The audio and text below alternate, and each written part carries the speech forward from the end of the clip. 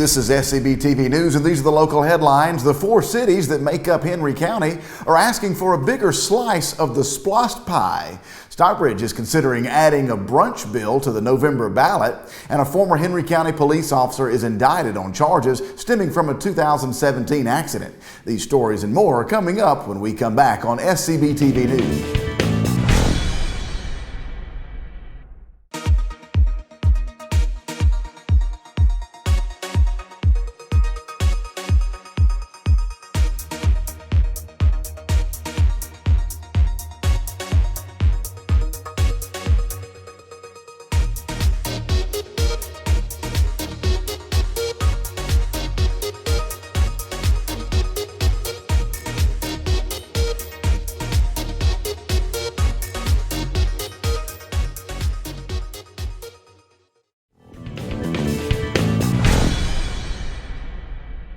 For SCB TV News, I'm Charles Hoard. The overall SPLOST 5 project list for Henry County could look quite different from what's being originally proposed due to a late game proposal from the county's four cities to get a larger piece of the SPLOST pie.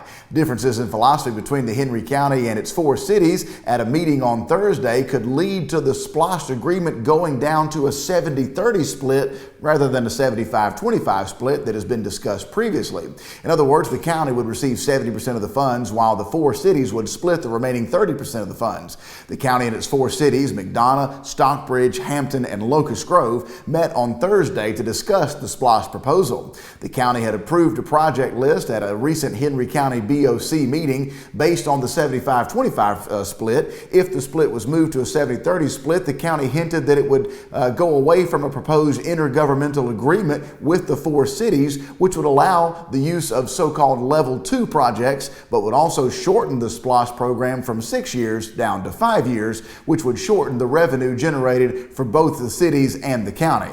None of the governments appeared to be pleased with the proposed reduction, with Hampton City Manager Alex Cohilis calling the 5-year plan the worst possible option. In fact, the city of Hampton appeared to be united as far as the 70-30 split was concerned, with the city's mayor stating that that is what the city believed in. Meanwhile, the Hampton City Councilwoman Ann Tarpley questioned why a 70-30 split would lead to no intergovernmental agreement between the cities and the county, and thus a year taken away from the SPLOST program.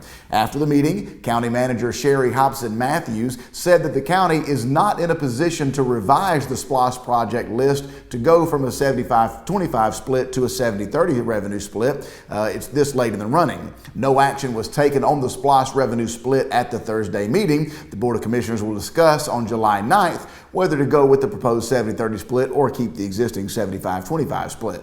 Well, the city of Stockbridge is considering adding a bill called a brunch bill on the ballot in November. If the city council approves the proposal, the Stockbridge city election would include a question on whether or not licensed restaurants or other establishments could sell alcohol by the glass as early as 11 a.m. on Sundays rather than the current 12:30 p.m. No action was taken by the city council because, according to the city manager Randy Knighton, it is too early to put a proposal up to a vote. Last year, the General Assembly passed Senate Bill 17, which allows for local referendums on the brunch bill. The language of the bill states that between 10 and 60 days after a local government approves a resolution allowing the vote to take place, an election superintendent must call an election for the brunch bill, which would then take place between 30 and 60 days after it's called. Michael Williams, the county attorney, said that a resolution has already been drafted. Williams said that based on the state code, the earliest the question can be called is in July or in August.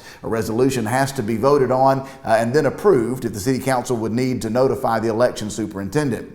If the city council approves the proposal, Stockbridge would possibly join the city of McDonough, Locust Grove, and Henry County in putting the brunch bill language on the ballot. Earlier this year, the McDonough and the Locust Grove city councils both approved legislation that would call for these referendums. Well, a grand jury has indicted a former Henry County police officer, David Rose, for his role in the Desmond Morrow arrest. Rose turned himself in on June 27th after a grand jury issued a warrant for his arrest. District Attorney Darius Patillo's office announced that Rose, who served 3 years with the Henry County Police Department, was charged with 2 counts of violation of oath of public officer, 1 count of simple battery, false official writings, and making a false statement. The indictment stems from a 2017 incident involving former NFL player Desmond Morrow, who was arguing with another driver who Morrow said had thrown a cup of coffee in his car while they were driving. Rose responded to a call of aggressive driving in the Target parking lot of Jonesboro Road in McDonough, according to the indictment. According to the indictment, Rose also made false and fraudulent representations to the Henry County Police Department in his police report concerning the arrest of Desmond Morrow. The incident goes on to say, or rather the indictment goes on to say, that Rose mischaracterized why and how he grabbed and applied pressure to Desmond Morrow's neck. Morrow pleaded no contest to 2 charges of reckless driving, aggressive driving, and obstruction of a police officer for his part of the traffic dispute. When we come back, police need your help in locating a suspect who they say shot and killed a 15-year-old boy, and a father saves his son from a burning house just moments before it explodes. I'm Charles Hoard. Stick around. We'll be right back.